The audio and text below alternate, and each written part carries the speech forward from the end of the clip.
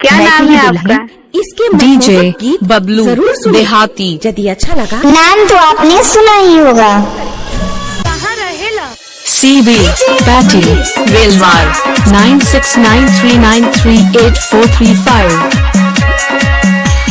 DJ सत्यम मदना बाजार नाजिरपुर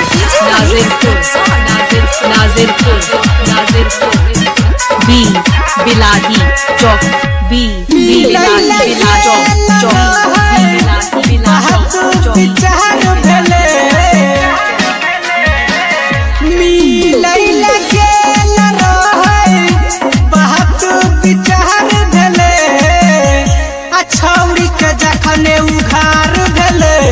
छौड़ा के ठार भेले, छौड़ी के जखने उधार भेले, छौड़ा के ठार भेले।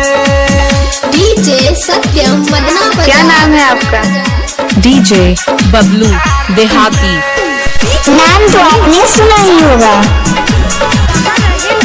CB Patty Velwar 9693938435। Nazirpur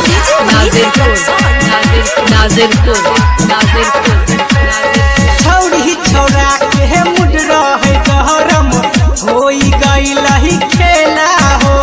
B बिलाही चौक B बिलाही चौक खोल के पीता खेल खेलम खेला हो।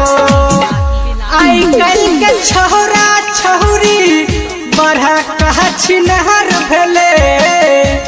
आई कल के छौड़ा छौरी बड़ा कहा छिनहर भेले। छौरी के जखने उघार भेले, छौरा के ठार भेले। छौरी के जखने उघार भेले, छौरा के ठार भेले।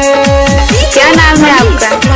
डीजे बबलू देहाती। सत्यम मदना। नाम तो आपने सुना ही होगा। CB Patty Velwar 9693938435।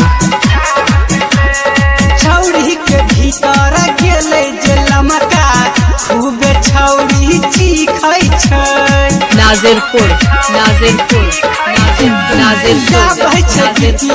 चंदू चंचल सोहनी सागर लिखै छै। सुन का गाना पकड़ा पुलिस हवलदार एले। क्या नाम है आपका? डीजे बबलू देहाती। नाम तो आपने सुना ही होगा। CB Patty Velwar 9693938435। छौड़ी के जखने उघार भेले, छौड़ा के ठार भेले। बिलाही चौक